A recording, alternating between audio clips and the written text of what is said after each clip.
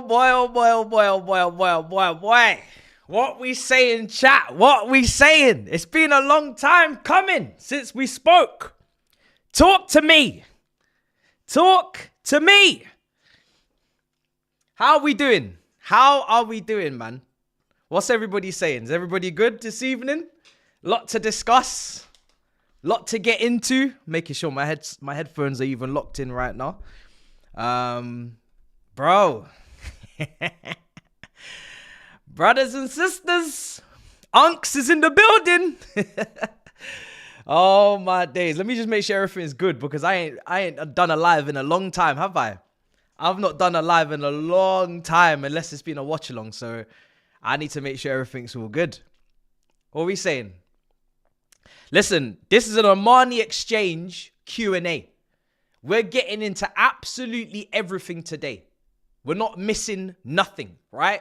Because I know there's a lot of questions, there's a lot of queries, there's a lot of conversations. So we have to get into every single last bit of it. And anybody on some foolishness, I got the side camera for you right there. You know what I mean? Just in case I got to cuss a man out. But I'm sure I won't have to do that. Armani exchange, welcome. The world champs are in the building. I'm excited for this live, man. The world champs. Listen, I'm not wearing my kit today. I got the home, I got the away kit, and they're in the wash because it's hot, and I've worn them both. I've got my value for money for sure. So they're in the wash. I couldn't wear it today. I know the badge was blocking with the mic the last couple of videos. I'll try and sort that out. Do you know what I mean? Try and make that make sense. But we'll get it done at some point. If you want to know where you can get it, the way I got it was I went directly to the megastore. I walked to the megastore, right? I line biked, trained to the megastore, picked it up, put the printing on, get the printing done, pay, bounce. I don't know about online. I don't know about all that because I don't know. I didn't do it that way. But I'm sure online it will be available at some point if it's not already. But I honestly could not wait, so I had to get involved immediately.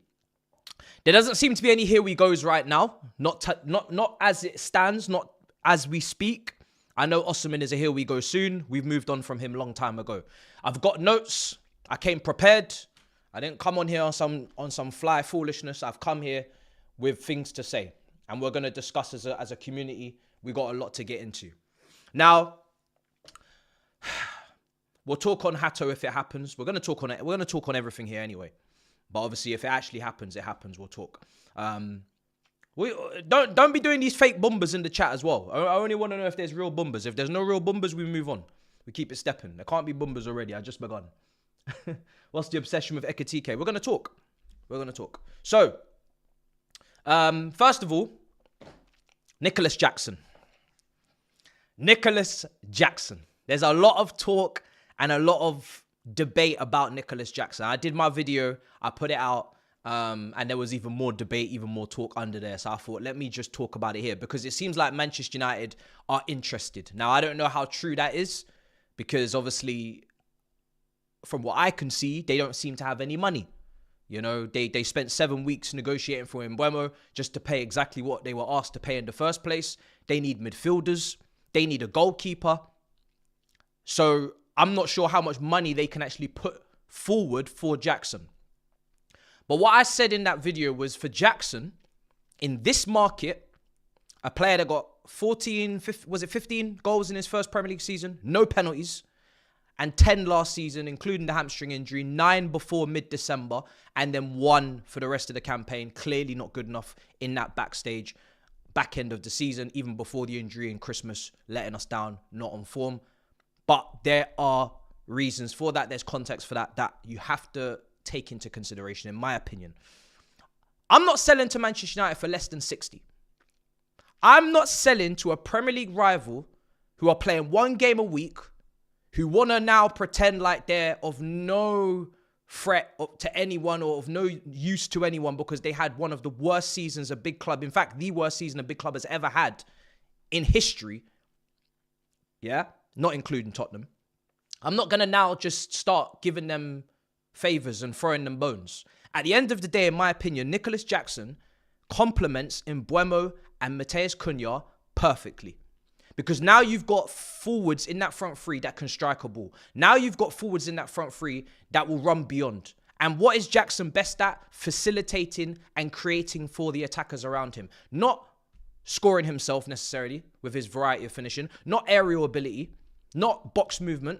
But actually creating and setting up chances for others. How do we know that? Because we watched it happen in real time under Pochettino with Cole Palmer. We watched it in real time. So we know this. So Amad Diallo's another one to bring up 100%. Let me get my charger. So I'm not about to do Manchester United a favour. It's a favour that they don't even realise that we would be doing them. Man United fans, some of them are turning their nose up to Nicholas Jackson after finishing 15th, like as if their shit don't stink. They don't realise the favour we would be doing them.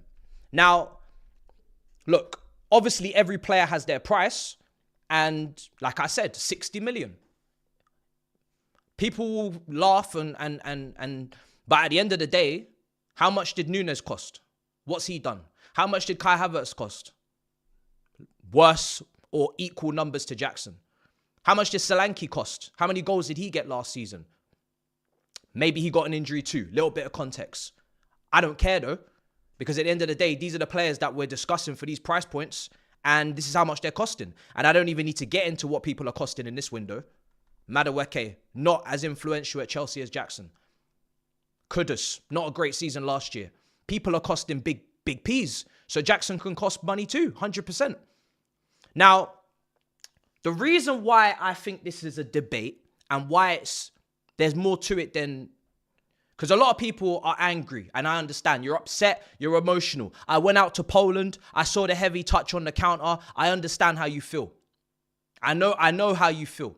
I felt that way too. When Nketiah was available, I was negotiating for the exit too.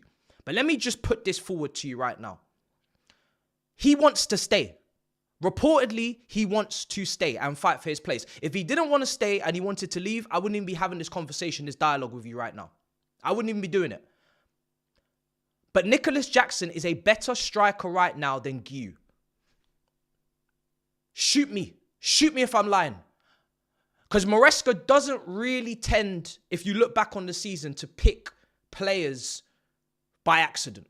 If he's giving Sanchez minutes over Jorgensen, it's because Sanchez is probably better than Jorgensen, as we had to find out the hard way. If he's giving Jackson clear minutes over Guiu, it's probably because Jackson's better than Guiu. If Jackson's being linked with Aston Villa and Manchester United and Guiu's only link is Ipswich Town on a loan, I'm going to side with the people that have watched this guy week in, week out, day in, day out, and say, yeah, he's probably not better. So now, this is for me where we're getting lost in the sauce.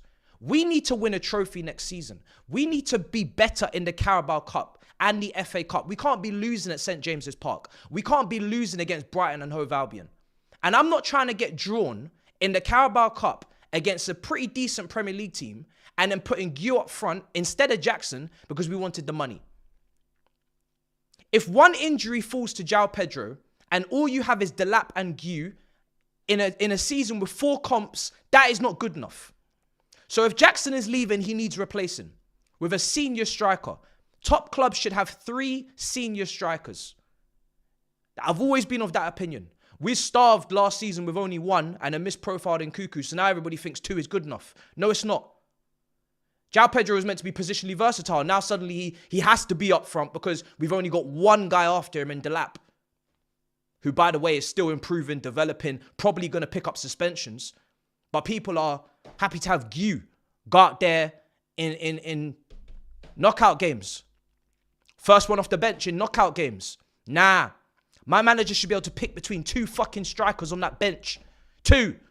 1 for one job, 1 for another job. And listen, I understand Jackson has got so much to improve in his game. But he had us second with 9 goals before mid-December. Now he's relegated to 3rd or 2nd choice. That is perfect harmony. That is perfection. You've now got Palmer, who understands the lap from youth days. Jackson from years of experience. And João Pedro, they're hitting it off. Hugging and all sorts in the Club World Cup final. This is exactly what it needs to be. Now, like I said, I was okay with a replacement. I wanted Nketiah, I'm going to get onto in a minute. But I'm looking at the options. I'm not having Guiu as the 3rd choice. If it happens, it happens. But I'm not comfortable with that. We're not signing Wissa. We're not signing Mateta. We're not signing Garassi. Sesko's overpriced. We're not signing Watkins. We're not getting Chris Wood. We don't sign players of that age. It's not happening. So now I want to ask you the question. And I'm going to put up a poll. One of two things. You're either comfortable with Guiu being third choice and one injury away from problems, or you have a replacement. Someone that is willing to play second or third fiddle behind João Pedro, who's just started incredibly. Someone that fits the recruitment in terms of the age and the wage. And like I said, it's realistic. So I need options. If there is a Jackson replacement, chat, I need to hear it. I need to hear it. Because I'm not hearing it at the moment. I'm not understanding. So I've explained myself. Guiu or sign someone. Or just keep him. Now, like I said, every player's got their price. Every player's got their price. But the thing is that it feels like because of the recent weeks and months of poor performances from Jackson or losing his head, people are now pretending like as if he's useless. And personally, I'm not comfortable with that. I'm not comfortable with that. I think that's a lot of recency bias, and I think that's a lot of emotional conversations are taking place there. For me, that's how I see that. The first red card against Newcastle was just idiotic. He knew he couldn't challenge in the air. Man just stuck an elbow out. The second red card, he's come off the bench. He's trying to impress. He knows his place is up for grabs. It's the first time, I think, at Chelsea where it has been, that I can remember. And he's shitting himself. And he's just done a dumb thing. And listen, I've said already, I want the mentality of this group to... I want people that, you know, they understand the mentality in the team is shifting. And you either change or you get left behind. But he wants to be here. He wants to fight. So I'm not throwing him out the door willy-nilly. That's all I'm saying. I remember when people wanted to loan Manchester United Cucurella. Look how that time turned out, you know. They wanted to loan Man United Cucurella. Just, Man United can have Cucurella or sell him. Just give him to Man United. Nah. When we traditionally, historically sell to Manchester United, it's usually because the player's pretty much about to wind down. Apart from one matter, two-time player of the year where Jose Mourinho just didn't want to sacrifice off the ball. Still pains me to this day. What a legend. But and the last thing I've got to add to this, just to make it extra spicy, before we get into the other factors. Alejandro Garnacho. When I saw that tweet today, chat, I saw Jackson interest from Manchester United and Chelsea are still interested in Garnacho. Now, some people think, and maybe fairly so, that a Club World Cup means that any target, any link, it's all good. We just follow the leader. You know that song? Follow the leader, follow the leader. Absolute banger when you was on holiday in Jamaica. Banger. Yeah? And we just blind faith now. I'm always going to have my opinions. I don't understand this need to move a bad egg. And Madueke, people talked about his attitude and all that kind of stuff. And then Jackson as well. And then what are we going to do? Bring in another bad egg. I don't even agree that these two, by the way, are bad eggs. But it sounds like the logic is bad egg out, bad egg in, with a brother on top. An ego that doesn't match the ability, in my opinion. No, thank you. No, thank you. Not when my rivals, Liverpool, for the Premier League title, look to be moving for either Rodrygo or Alexander Isak on top of Ikatike. Because like I said at the start of this window, what business is done around you is very much a reflection of your own business.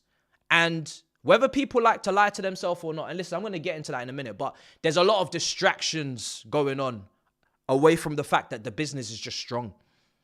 which I'm going to get into because it does relate to us. But the business is just strong. And that's our competitors. So if Rodrygo's going in there, and we're talking people want Simmons, people want Rodgers, people want... And it's not even just about footballing ability, which I believe Simmons, Rodgers, Rodrygo are all better than Garnacho. It's also about what's going on up here and what's been going on at Man United. And the background checks, I'm not sure how they pass, to be honest. How that's not a fail, I don't know. So for me, I'm not understanding that one. He's not an elite dribbler. So if he's going to be a touchline winger, that's what he's got to be. I don't think his shooting is all that special, personally. And we've already got Gittins to develop as well. So I'm not really getting it. I'm not really getting it, personally. I'm not really getting it. But maybe people will disagree. But I'm not personally understanding that one. I'm not advocating for it at all. If he comes through the door, as everybody does, I support them when they're here. But before they arrive, I'm not having it personally. I'm not having it. Let's see what the poll's saying. 54% keep, 46% Guiu and sign someone else. Nice. See, this is why I like you guys, because it doesn't matter what I say. You got your own thoughts, and that's what I like. So please chat now.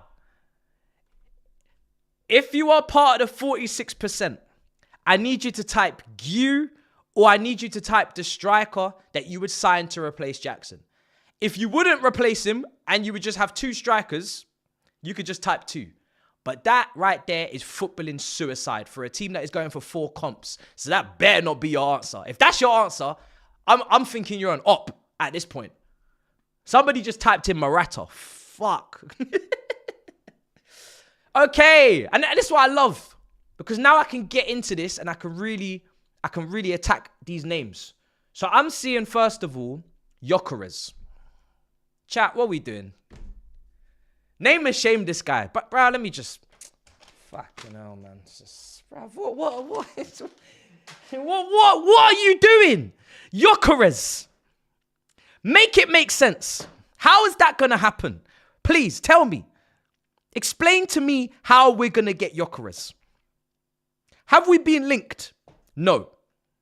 Is he not going to Arsenal and has already given his word and is already basically buying houses in fucking Highbury and Islington?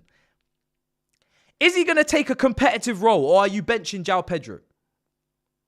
Fucking hell, man. I don't understand why you would even say that.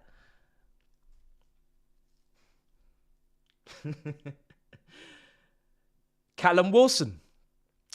Age. How old is Callum Wilson? Over 25. Over 26. Not going to happen. You've seen Washington come through. You've seen David Datro Fofana. You've seen Guiu. And this was last year when we actually desperately needed competition for Jackson, which he didn't get. And that's maybe partly why the fall off or the complacency. Even when it was desperately needed, we still didn't do the short-term fix or the short-term solution. So it ain't going to happen. Not when you've got Pedro and Delap. So you can forget all of the Wilsons. You can forget all of the Matetas. John Duran has already gone, I think, to Fenerbahce and is already having issues with Jose Mourinho in terms of training. So maybe that was the attitude issue that the club flagged up, why they didn't get him from Aston Villa. Samuel, we left in a hotel in London and then sent his ass back to Madrid. So he ain't coming here, and certainly not for a competitive role. When he's had his season at Porto, he's going to want to be starting. It all depends, I guess, on if you trust João Pedro as your starting striker next season outrightly. And I do.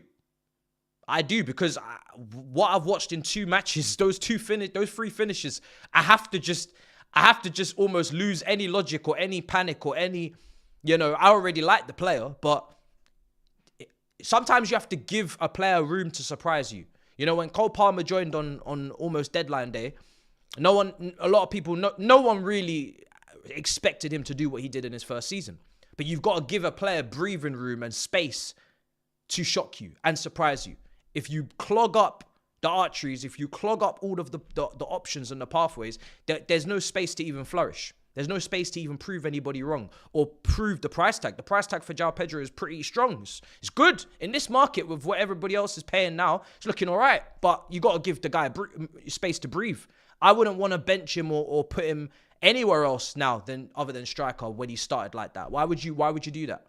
Why would you see Cole Palmer and João Pedro have that chemistry, have that telepathy? Why would you ruin that? What's the point? So personally, you got to think of competitive kind of competition. And I'm not seeing any of these guys that's being named as realistic, viable options. Jamie Vardy is crazy. You know, Sesko is expensive. Chelsea need to sign a left-sided player, a backup left-back, and then we all hope maybe they keep an eye on the goalkeeper, but it's probably not going to happen. And some people still look at centre-back, right? I know we're rich. I know we just won the Club World Cup. I know the sponsors coming in, all the airways and airlines and whatnot. However, 70 million on Sesko or whatever it's going to cost. Again, Sesko is going to want first team, regular, starting minutes football. And this is what brings me on to Ekitike. I wanted Ekitike to replace Jackson because I believe Ekitike has a higher ceiling than Jackson. Because I've just mentioned Jackson's strengths, but I can also mention what we've all watched and witnessed, which is Jackson's weaknesses. And when you're a striker and your finishing isn't 30, your heading ability isn't 30, and your box movement is not 30 on the cutbacks, those are 3 big red flags. I have no problem admitting that. I'm not doing the bias thing. Ekitike, in my opinion, in all 3 areas has much more potential than Jackson. So that was my replacement. But it quickly dawned upon me that he wants to start games too. And that means Liverpool can offer that. That the Premier League winners, the Premier League champions can offer starting minutes to Ekitike more than we can because we have João Pedro. So we have to let that one go. That's done. It's here we go. It's finished. He's signed. And that makes sense. I understand why we couldn't get him or why we didn't even go in for him. Fine. You know? I didn't have another option outside of him and Osimhen. I love Garassi. I wanted Garassi January 2024. I said it in a video after an FA Cup game. Him and Santos were my 2, players that I wanted. Santos recalled, I think, from Nottingham Forest to come and play games for us or to give us some options in midfield. Then he went, obviously, to Strasbourg. And I wanted Garassi to come in and give Jackson some competition. We didn't sign him. He went to Dortmund for 17 million release clause that summer, right? Duran is done. He's at Fenerbahce. Done. Gone. Kolo Muani is a good shout. But is the differential between Kolo Muani and Jackson, I guess, how much of the differential is there for you to be... I mean, if you're getting Kolo Muani maybe on a loan and you're just taking that gamble like a Sancho, but it's a safe gamble, maybe an option to buy, and then Jackson is sold for 60 million, that is actually a shout. That's actually a really good shout. Now, I don't know if Kolo Muani would want to come here and compete with 2 other strikers in a World Cup year for France. How close is he really to getting in that France team? Obviously, Mateta, there's people kind of hanging about. But that's the best shout I've heard so far. Because stylistically and, there's similarities between them. So I actually like that shout a lot. That's the best shout I've heard so far. Thuram, I can't see that personally. I don't know Inter Milan's financial situation and all of that. Obviously, they had a shocking end to the season. But I wouldn't see that. Happening. But Vlahovic, don't get me started with Vlahovic on this channel. Don't get me started with Vlahovic. I've spoken enough on Vlahovic. I said, nah, no thank you for a long time. And now it looks like his ass could get released. So, that Kolo Muani shout was very strong. Very, very strong. And that's where every player has their price. If Jackson was to go for 60 million or 55 plus add-ons and you brought Kolo Muani on a loan, now you're cooking up some strong shit because you are bringing in a like-for-like replacement and you're also making money and brilliant profit on someone we paid 32 million from Villarreal. So if that was the scenario, I could definitely hear that. I could definitely understand that. 100%. Xerxes disgusting. But make no mistake, he improves Manchester United big time for me. And he's much better than Xerxes and he's better than Højlund. Absolutely. So, obviously Man United are way, way off the pace. But with 1 game a week, I still don't really look at them too much as an issue. But I don't want to get too disrespectful to the point where it's like, yeah, just help them out. They got to pay. They absolutely got to pay. No doubt about it. No doubt about it. But that was a good shout. Keep your votes going in on the poll. It's almost 50-50% on the poll as well. 51% for Guiu or sign someone. Maybe the Colomwani shouts actually just improve some of the percentages. And then you've also got keep 49%. Let me go through the chat as well. I'm pretty sure we probably got some super chats I got to get through. And then we're going to move on to our next topic in a minute. But I like that shout for sure. What's the obsession with Ekitike? I'm going to talk about him in a minute. Need you, man, to win the league because we're United aren't. Yeah. Listen, bro. You guys are really in the deep depths of hell. The Mbeumo and Cunha signings are really good. Obviously, I didn't do videos on them in the end. Rashford goes to Barcelona. He definitely won that debate and that argument between him and the club. Gets his ideal, perfect scenario situation move. I don't even know how he's pulled that off. Obviously, the Williams deal breaking down. But the fact that Rashford has gone to Barcelona to go straight into El Clasicos, to play and train with Yamal and Rafinha, Ballon d'Or contenders, to go and play Champions League, it's title races. It's just crazy. It's really quite incredible. But I do think he'll do well there. Obviously, he'll probably be a squad player. But I'm actually looking forward to that because Rashford has things to offer. We saw it in the Champions League when Emery had him at Aston Villa there against PSG. He was a threat. Even on that right-hand side in the second half, I believe, when he got switched out over there, he was very, very strong. So, should never have been substituted. Emery made some boneheaded decisions in that game. All right, cool. So, let me just go through a couple of these. Get a left-back, keeping Nkunku, Jackson, we are good. Rodgers and Hato, a goalkeeper only if Sanchez leaves and we're set. Big up, bro. Big up, Assad. Big up, Gio. I feel we should replace Nkunku and Jackson with one player only, someone versatile that can play anywhere in the front line. Rodgers would be perfect.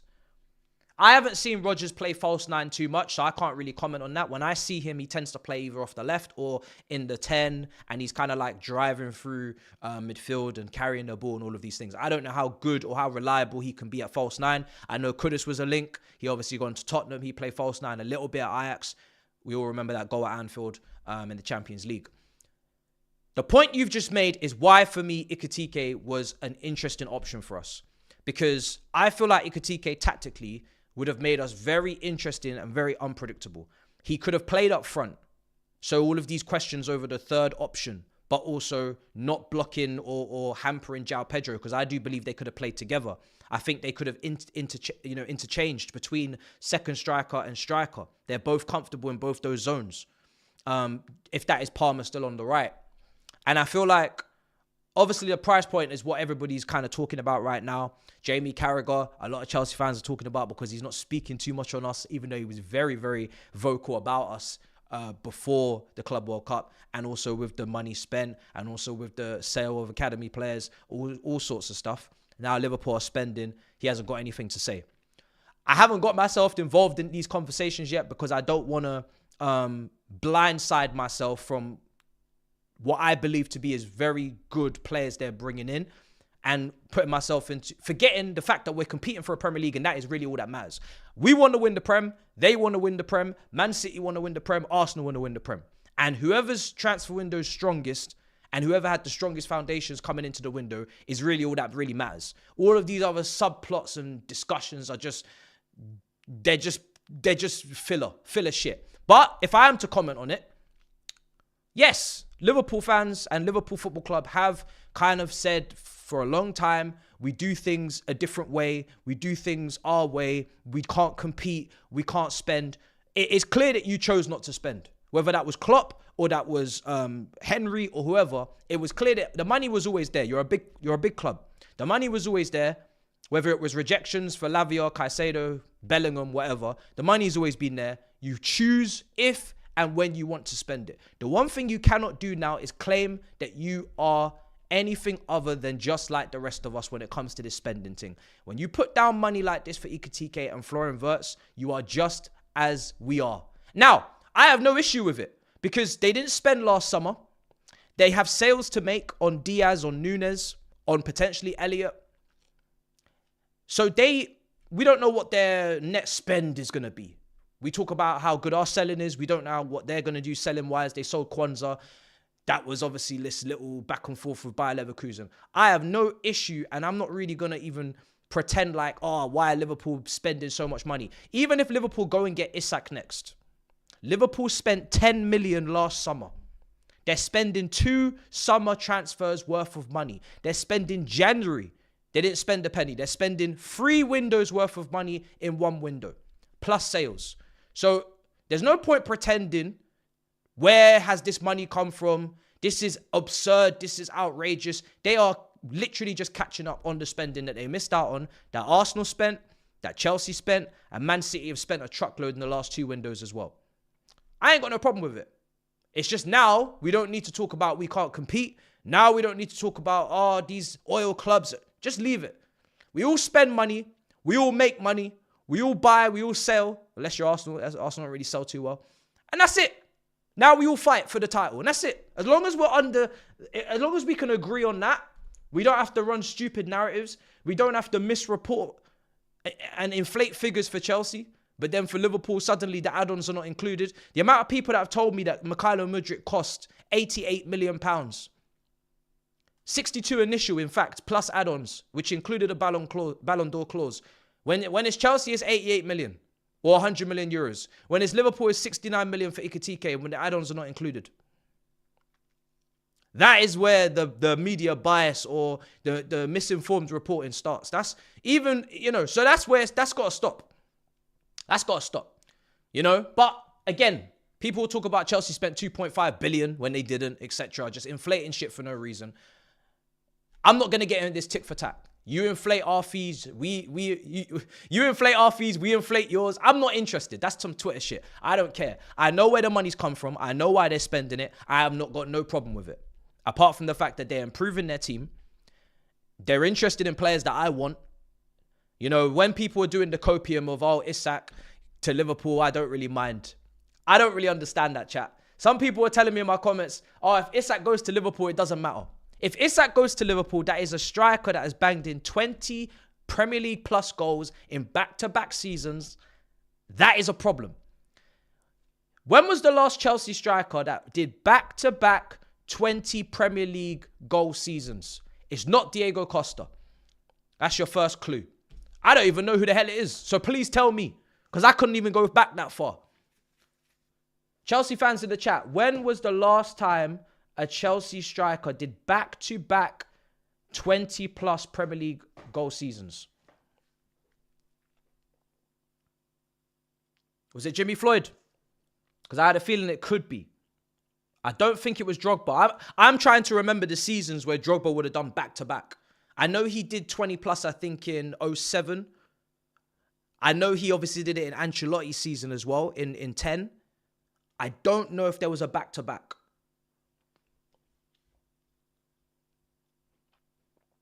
So it feels like it was Hasselbank. It's obviously not Shevchenko. It's not Torres. It's not Morata. It's not Lukaku. We've had so many big-name strikers. Obviously Lampard, but he's a midfielder. My point is, I'm not doing the copium thing. I wanna win the league as much as anybody else. But when rivals are making signings that are big problems, I just say it for what it is. It's a problem. And it's a problem that needs rectifying. Thankfully, João Pedro is looking like the shit. He really is. And hopefully he can go toe-to-toe with these guys. But it is strong business. 100% is strong business. And there's no need to run from that. The Premier League I grew up on, and we haven't seen it in the last few summers, big clubs are all making big signings. Man United are signing Berbatov from Tottenham. They're signing Van Persie. We're signing all sorts of players. We're signing loads of great players. Fabregases and Costas and Courtois is coming back from loans. Man City.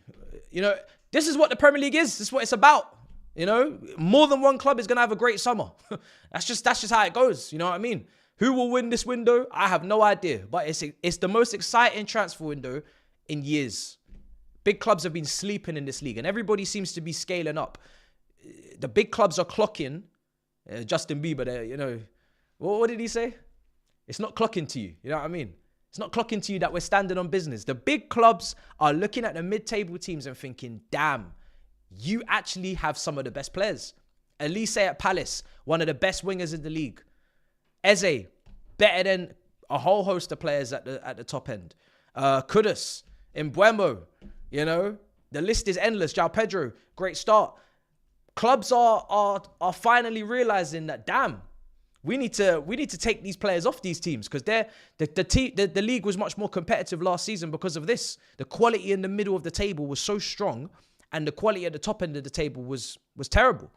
We did all the big games on the mob. We watched all of the big games. Cunha, 100%.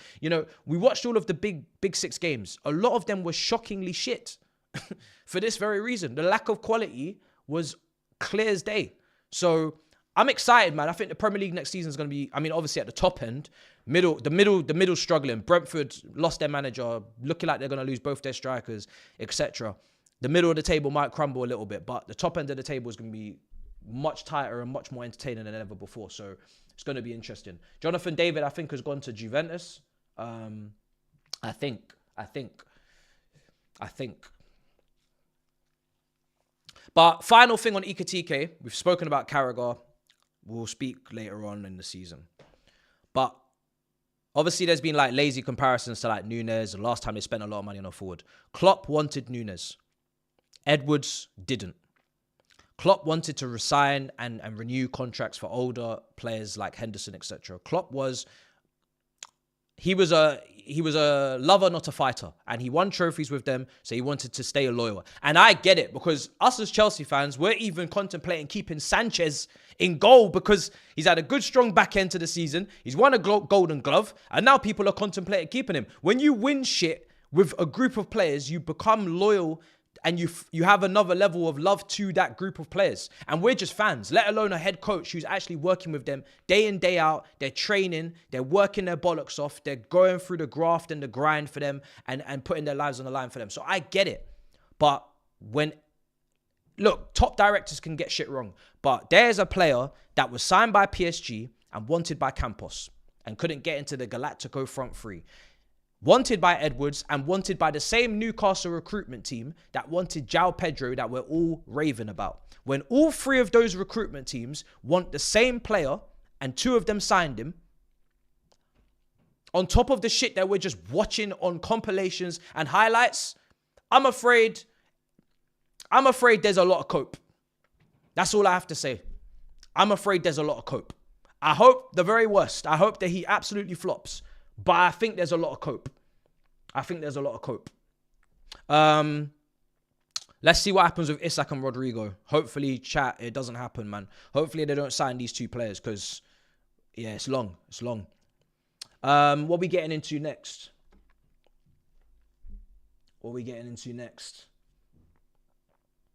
Recruitment team hype. Oh, my days. My God. Campos built that PSG team from the ground up. And now it's hype. Simmons or Rodgers? I'll be honest, yeah. When your club is linked with Garnacho, I'll really take any of them, either of them. I'm not too fussed. I'll be honest, I'm not too fussed. I like both. We don't need both. I like both players. I can see upside to both. Now, obviously, you have to compare what the price will be. Maybe that will come into play. The wages.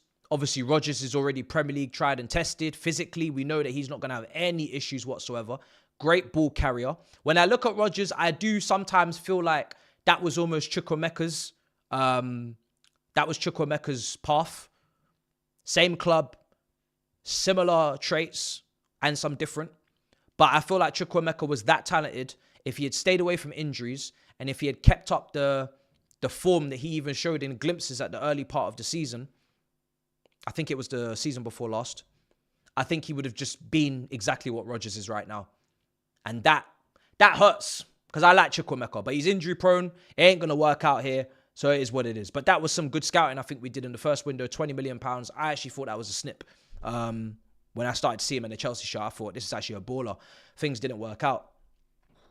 But we can't do it again. It's done. Chukwuemeka's done. He's going to get sold. He's going to get loaned. But that's how I kind of look at Rodgers. I kind of look at him as the guy.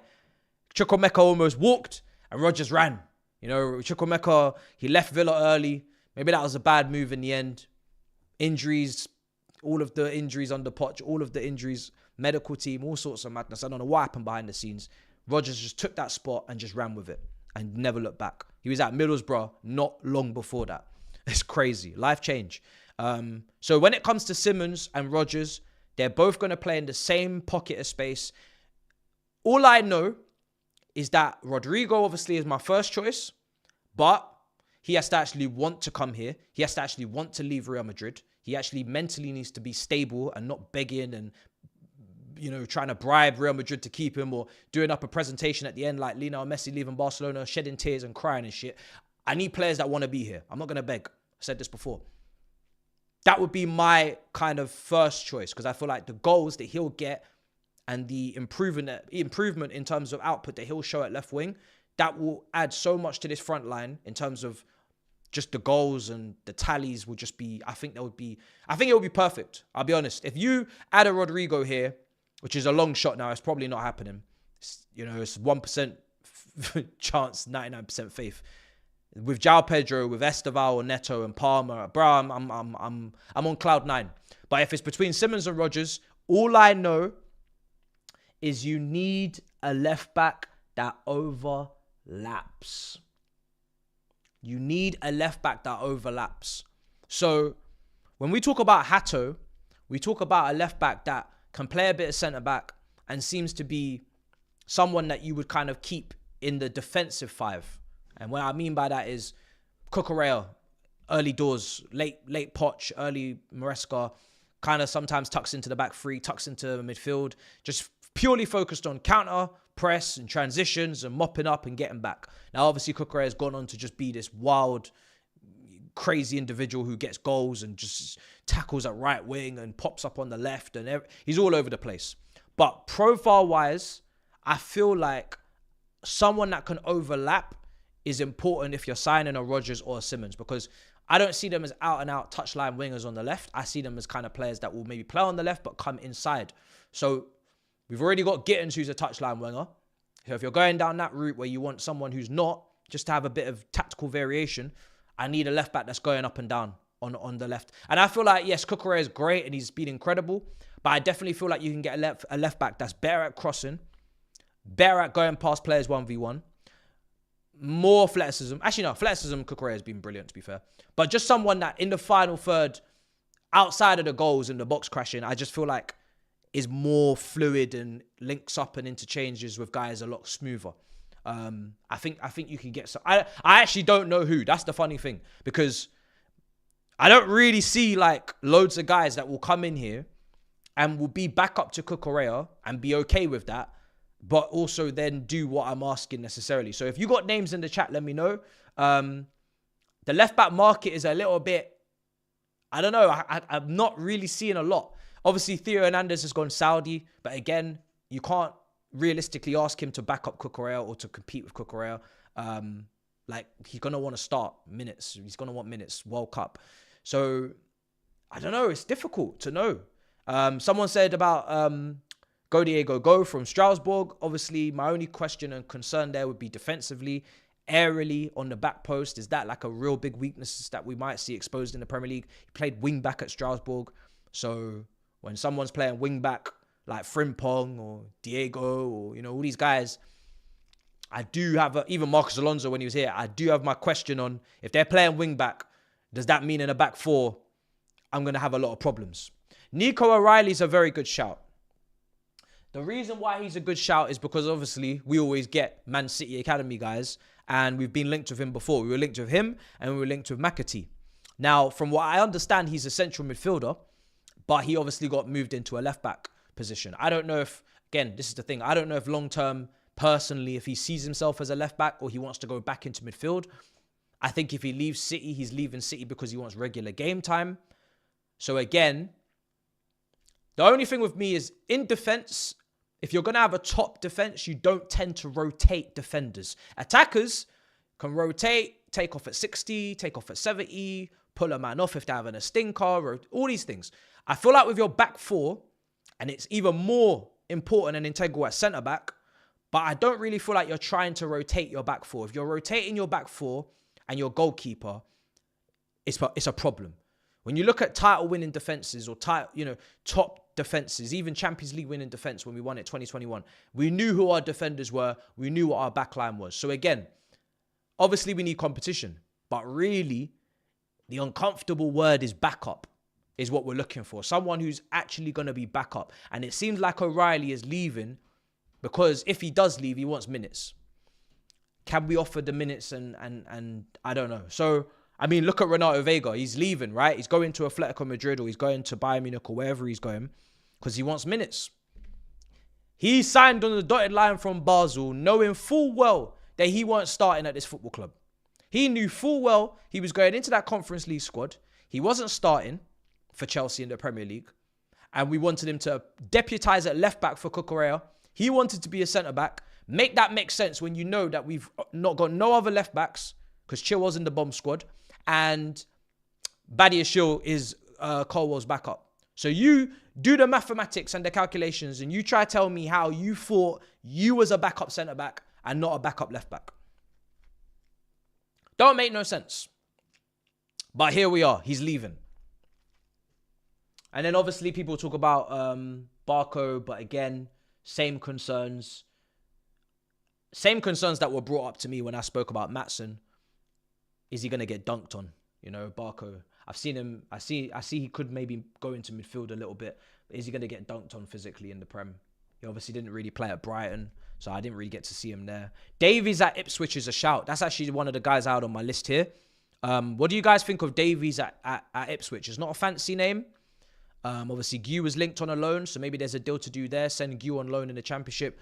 High performing team. McKenna, former manager we were interested in. Loads of chances will be created for Guiu. Hopefully he smashes it if he goes to the Championship on loan. You get Davis at left back. Good deliverer of the ball. Let me know in the chat.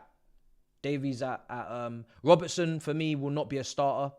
Sorry, Robertson will not be okay with not being a starter. Leaving Fulham. No chance he'll want to be a starter at the next club he goes to. I think he's at that point in his career as well where he's definitely going to want to play games. Chilwell's leaving. Hato. Yeah, Hato, if we're not looking for an overlap, you know, I don't know about how dangerous Hato is on the overlap, really. I know he could play centre-back and left-back, so I'm not really too sure about him going forward. Obviously, he's quite experienced for a young player, though. Yeah. I know Barco technically is very exciting. I'm just talking about more physically on the defense. But yeah, let me know in the chat. Davies is I think Davies is an interesting shout. He was quite important for Ipswich on chance creation last season. From what I could watch against top teams, he really did cause the problems down that side. Doty. Yeah, Luton. Yeah, he actually had a really good season at left back as well when he came up with Luton, and then obviously they was only here for one season. I didn't watch him last year in the Championship, but he was another dangerous guy on that side as well. Achampong. I don't really want to play Achampong or Gusto at left back. If I can help it, I don't really want to see them over there. Gusto is very clearly at his best at Chelsea as a right back, overlapping, as we saw against PSG. Absolutely tremendous. One of the best players for us in that match. Keep him in that position. See, this is the thing with Maresca. Maresca's done a lot right, and there's been some things that we've been trying to say, and he's finally done them, and it's worked. Like Gusto. Dog, cat, auntie, uncle, grandma, granddad, fish.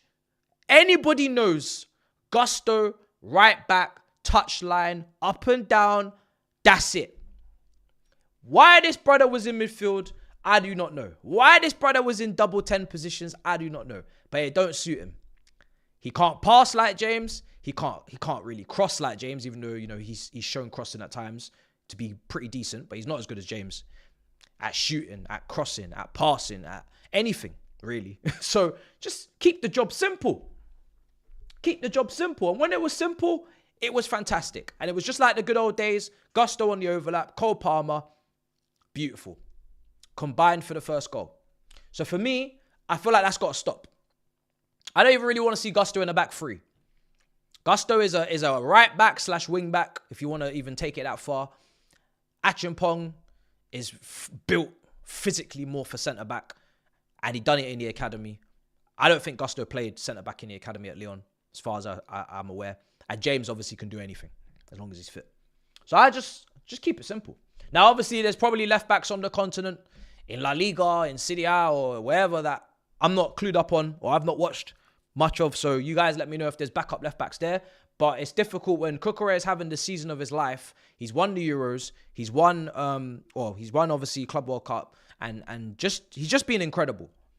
Like, for me, best left back in the Premier League, because it's fine margins. So why would I not back my guy? Yeah, there was other shouts. Yeah, there was other guys, but I'm backing my guy because he was that good. So why not? You know, he's incredible. Incredible. Locked up some of the best wingers, including Desiree Doué in the final, but Saka, etc., in the Premier League, and then got goals as well. And saved us. He had more goals than anyone else in the team in 2025 at a point. Saved our shit. Against Man United, I believe. Did he not score? Save us. Reece James cross, Cucurella header. Won us 3 points outrightly. Done. 3 points in the bag. Champions League football secured off of that goal because we weren't looking like scoring. So for me, yeah, incredible. And there's other countless examples of him doing that.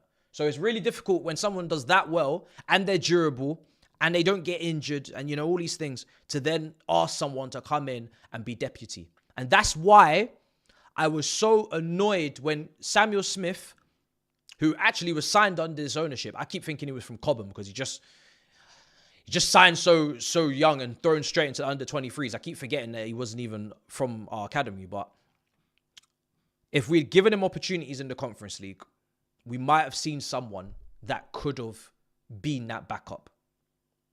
Because, like I said, when it comes to Cobham and fullbacks, Lewis Hall, 17 years old, cutting the mustard against Man City, Man United, away from home, wing back, incredible. Livramento going on to be linked with Man City and all sorts at Newcastle. Reece James, say no more. You know, Ian Maatson obviously has his frailties, but he's still a really good player, technically a really good, you know, player that done well at Dortmund, is now at Villa. Who else is there? Achimpong's looking really good. Wanted actually by Real Madrid, and I think even there was links to PSG as well. Before the new contract, I think he got the contract. So we have a very good record on producing defenders and fullbacks. And I just want to see, I wanted to see what he was about. But I think he's gone Strasbourg now anyway. So, or I don't know if that's actually been confirmed, but that was the latest. And if he's going there, then great. We'll see what he does. Hopefully he's playing regularly. And they tweak the system to fit him in, and then yeah, it's going to be good.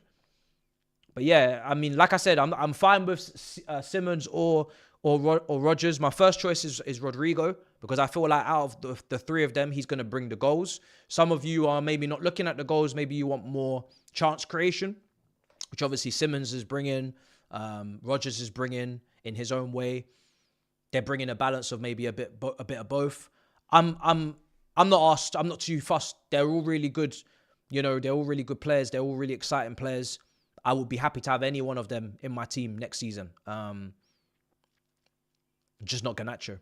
Just as long as it's not Garnacho, guys, I'm a happy man. I'm pretty happy. You know, I know sometimes it seems like I'm difficult to please, and I don't really be happy with anything. But nah, this time, this one here is very simple. Very, very simple. What else was on my list for today? Big up the chat. Let's see what's going on in the chat as well. What's the poll saying? All right, I'm going to close that. That poll was pretty close, man. 53% in the end still went with the replacement. I don't think many people gave replacements that were realistic outside of Kolo Muani. Maybe like one or two others, but I've not seen Chelsea linked with Kolo Muani, but I do like the shout. It's got to be good money, though. People saying sell Jackson for 40 million. You'd be terrible negotiators. In this market, 40 million. You just want an 8 million profit. For all of that developing and frustration that you've had to fill, and all you want is an 8 million profit. You must be mad. The guy's contract runs out in 2033. And he's what, 24? Nah, mate. I'm going to need my money. absolutely going to need my money if that's the case. Nkunku, some people are saying keep. Again, really happy with how he was in the Club World Cup. So a lot more effort, suited the system. If a push come to shove, I'd probably still say that he would go because World Cup year, France, if he has any chance of even making the squad, even making the bench, because that France team with Turkey platformed by Pep and playing with Haaland and Elise and Dembele, Ballon d'Or favourite, and Mbappe, and I mean, there's a whole host of other players. If he has a chance of even making the squad, he has to play regular football. So I think he knows that, and therefore I'd expect him to go. And if we're talking about market value, you know, Jackson's market value for me is not going to really diminish or drop because he's got so many years left on his contract. He's still pretty good age-wise. But Nkunku, he's like 28. So if you are talking about selling and getting maximum money, this is probably the time. This is probably the time. Felix to Benfica is an interesting one. I don't think either of these, I mean, listen, let's see. But these deals feel like they're going to happen a bit later in the window, guys. I know we're focusing on selling, but at the end of the day, other clubs know that we need to sell these guys. And the danger always is when clubs know you need to sell players, they know, not that Chelsea are desperate because we got money and we seem to be okay. You know, we're Arsenal or PSR and FFP. Everything seems to be all right for now, at least. And a lot of money just came through the door. But they'll be trying to get these players as cheap as possible, or loans, options to buy, obligation. That would be great. But these type of deals always are slow burners and they always go to the back end of the window from my experience. That's why we kind of just have to just hope that they do get obligations and they do get permanent transfers away. But it would not surprise me if a lot of these guys on this sell list are loans. Chilwell, Premier League loan. Sterling, Premier League loan. Disasi, moving like Drogba with malaria. 1 minute he's going to Saudi and the next minute the deal's off. That all happened in the space of like 20 minutes today. Apparently that's one of the Saudi teams that actually broke. People are telling me. And Renato Veiga is probably the one that will definitely go because his stocks are quite strong. Portuguese international now. Juventus, minutes played. Bayern Munich and Atletico are interested. Young, long contract as well, low wages. He'll go. Disasi's stocks, I don't really know, man. He had a couple of stinkers at Aston Villa in the Champions League. I don't really think them stocks are that high. Emery kind of put him out to...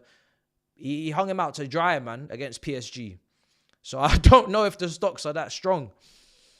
This is where it'll be interesting if they can get rid of him. And for what price? I don't know what they're demanding. Maybe 25 million. It's going to be difficult. Emery stitched us up. Definitely stitched us up there. It's not good what Emery done, man. Stitched us up, guys. Sell Nico, Nkunku and Dewsbury Hall. Get Xavi and Rodgers. And Amiga free. This Amiga free brother at Strasbourg. I mean, he's probably going to end up here because, you know, the two clubs love to move the money around between themselves. But is he better than Jackson? Can I trust him? Do I even feel like someone coming in on top of two... Like, the thing is, I'm thinking, yeah, you've already got two new strikers. Thankfully, both of them will probably have a chemistry of Parma already. I mean, João Pedro shows he already has, and Delap played with him in the youth. Do you really want to get rid of the other striker who has an understanding with Parma, understands the Premier League level, the physicality, the demands, has some experience, and bring in another striker who doesn't have that experience or is new to the team, new to the system, new to the players around them, and then you have to depend upon them potentially? I don't know. I feel like it's a bit too much. Personally, I think it's a lot. The only reason why I'd entertain it is if the person was that good, where it was just clearly an upgrade. Is this Amigo free brother an upgrade? I don't know about that. And I'm not even trying to be his defense lawyer. I've already told you his weaknesses. I've told you how much money it needs to be for negotiations to start, in my opinion. I'm just not...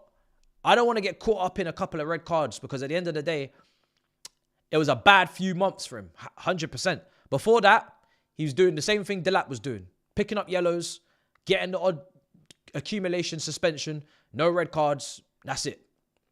That's it. Same shit Delap's going to be doing. But yeah, you're not getting Rodgers and Simmons. So it will be one, not both. You won't be getting both, bro. Big up. About nearly 2K of you in here, 1.8 people. Big up. Much appreciated. It's very rare that we do these lives. It's been absolutely mad this summer. So many deals going through. Obviously, sometimes I do the videos, I record them, and then nothing happens. So Gittins, I probably did that video like 3 times. Obviously, I was in South Africa, so I was trying to make sure that I was prepped and ready for deals to go through whilst I was away. I had Ikatike to Chelsea. I did that one too early because that was never really even close to happening, to be honest. But I was hoping that it could. So I had stuff in the back end on top of the stuff released, but yeah, it's been good, man. Funny that Emerson Palmieri might be best for the left back backup. One unproven option is Martinez at Girona. I'm not familiar with Martinez, so I'm gonna trust you on that one. I know you very well, brother, and you got good ball knowledge, so I'm gonna trust you with the Martinez shout. I've not watched him. I'll maybe take a look at him, watch some stuff later on. But with Emerson Palmieri, that's very interesting. The only thing with Emerson Palmieri, again, is the age. You know, like I said, when it comes to these guys, they will, even for the backups, they will be looking for young players. They'll be looking for players that are under 24 with resale value, and they can put on long contracts and low wages. And that makes it even more difficult sometimes to find the perfect solution for backup left back. All I know is right now, as we stand, you have to get a backup left back. If you do nothing else in this window, you have to do that, because we're playing with fire with Cucurella. He's durable. He's been brilliant. But if he gets injured and we don't have a left back to come in, we are crippling ourselves. And I just can't see that. I can't watch us do that. We need to get a left back. I don't know how. Let me actually check how old Davies is at Ipswich, because I wasn't even sure. Because I actually said that was a great shout. Maybe he's older than I think. But yeah, maybe one day. Oh, he's 25, so he just about meets the criteria. Wages won't be an issue. He just about meets the criteria. Just about. This fan base, bruv. Assad, why? What is this, bro? I'm not gonna read that, because that's not true, bro. That's crazy. That's not true. I'm sorry, Assad, that's not true. The reason why Delap is getting preferential treatment to Jackson right now is because he's new. It's not because of skin color, it's because he's new. And that's what I said to people. New, shiny toy, but those yellow cards you're accumulating, those nonsensical, pointless fouls that you're committing, at some point, you have to iron that out of your game, because people will get fed up of it once the novelty of it has worn off. That's all it is. And also the fact that Jackson is in a low point because of the red cards that he's picked up, and also the fact that he hasn't scored. He's only scored 1 Premier League goal from mid-December to May. There was a time period where he was out with a hamstring injury, but, you know, still not a great end to the season. That is the only thing that's going on here. And that's why I said with Delap, you're getting the honeymoon phase, but you need to understand, learn, because it's not going to be something that's just tolerated until the end of the time. He's new. You know, new players always get the honeymoon phase because they're new and they're exciting and we haven't seen them before at Chelsea, and they got a new name at the back of the kit, new number and new promo, new videos, new quotes, and it's just exciting. That's just how it is. Once it's like a relationship, you know? But once you've been in it now, once Delap's here for 6 months, 12 months, 18 months, 24 months, if you think he could still do the same fouling and the same tackling and the same yellow card picking up that he's... And you know, if it does lead to suspensions and he does, then yes, people will be talking about it. People will be talking about it. Absolutely. So his brother and drama off the pitch aside, let's have an honest conversation. And Garnacho, who I don't want, says casually FC. Look, for me, bro, even putting that stuff aside off the pitch, I don't believe Garnacho is worth the outlay that it's going to take to get him, because obviously Man United need the money. They're not going to sell him cheap. They need money. Now, he is not even on my list. I'm just being honest. If someone wasn't on my list going into the window, I see rivals are signing better attackers in the window.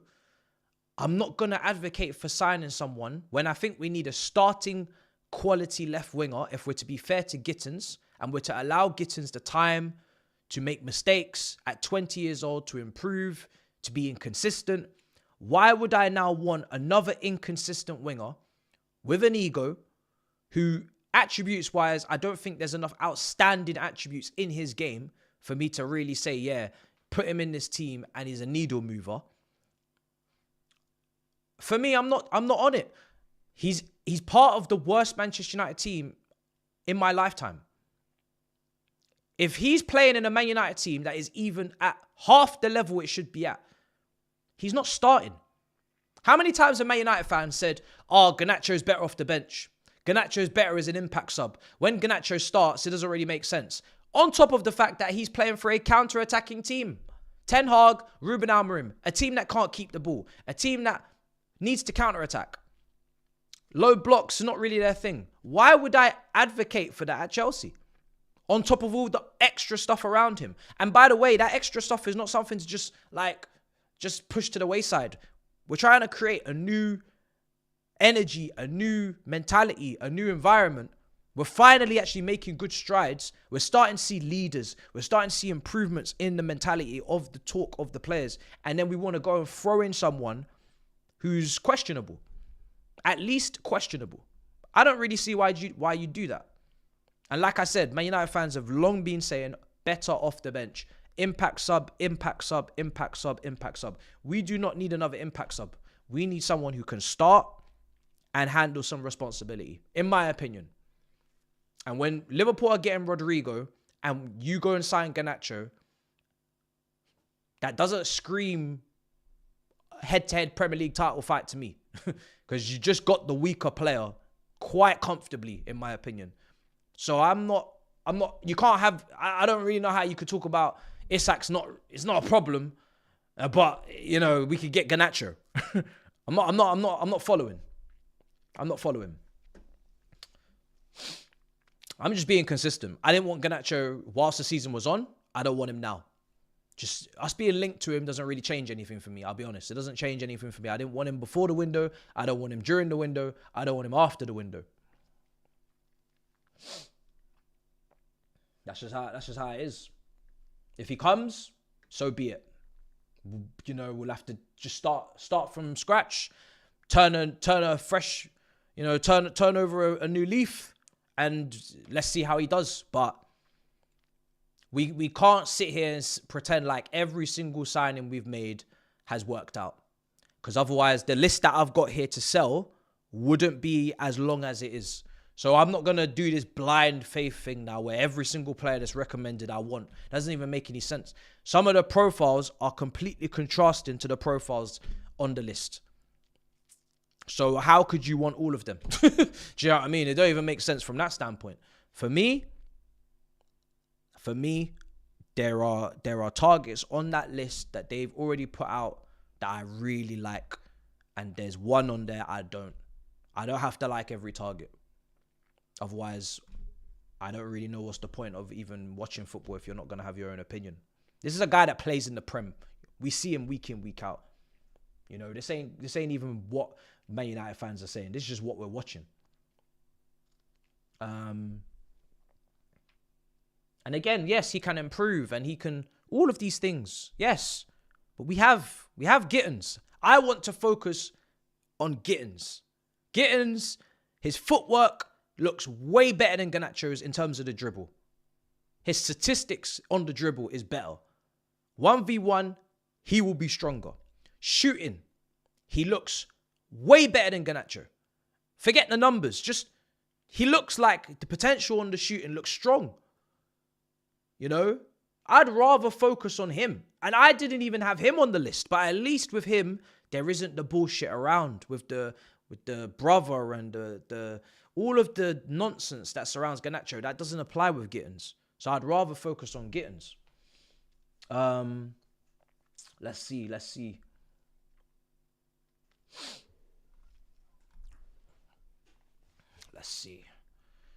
Right, we've gone through all the super chats, I think. People are saying Sesko, really expensive. Really, really expensive. We're going to wrap up soon as well, actually, because I just remembered I'm actually on Don's channel at 9, breakdown with Javon and Alexis, I believe, and maybe Alex, I'm not sure. All right, cool.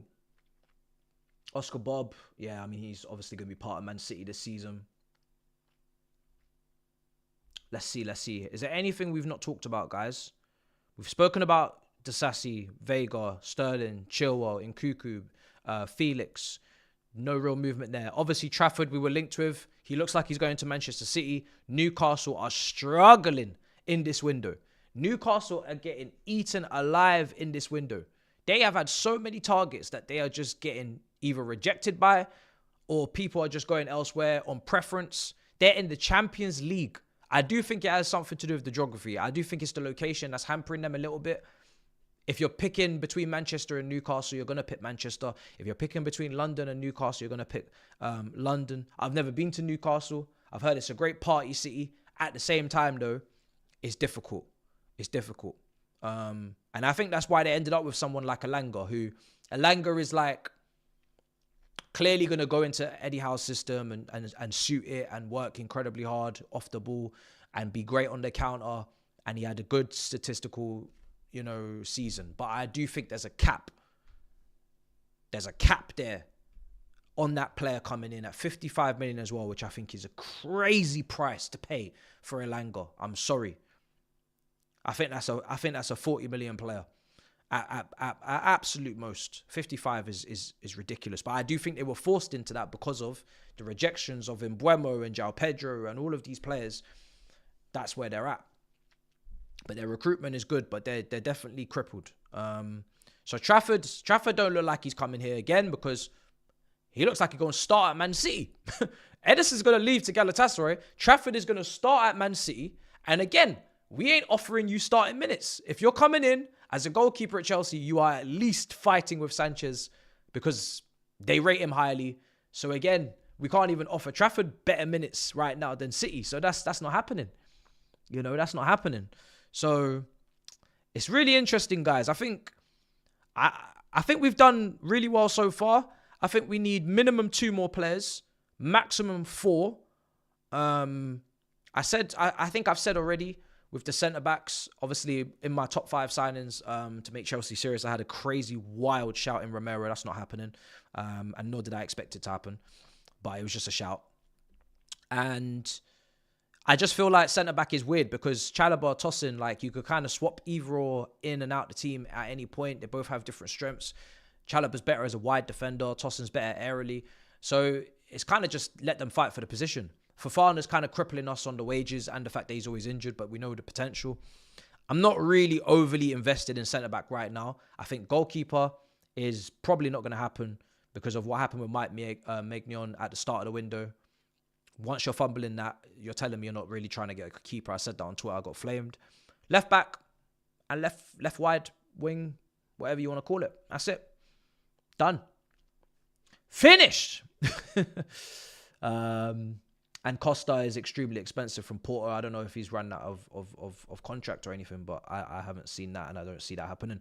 Don't worry about what Don's channel is because I will be redirecting you straight from here. So you're just going to get straight onto that stream on your screens. You can just put a reminder and then you'll be there 9 p.m. All right, I'm going to wrap up. I don't want it to be overly long.